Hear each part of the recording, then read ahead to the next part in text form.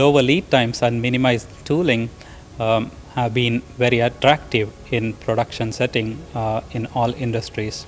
And these are exactly the advantages offered by additive manufacturing, or more commonly known as 3D printing processes, which are a group of bottom-up, layer-wise manufacturing processes that aims at minimized wastage through minimal machining.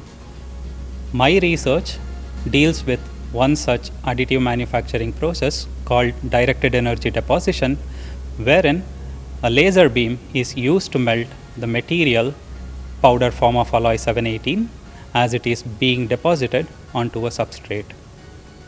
Alloy 718 is a nickel-based superalloy which is of primary importance in aerospace and oil and gas industries owing to its excellent mechanical properties and superior chemical stability at extreme temperatures. So, building alloy 718 in tandem with directed energy deposition has gained a lot of traction both from academia as well as from the industries.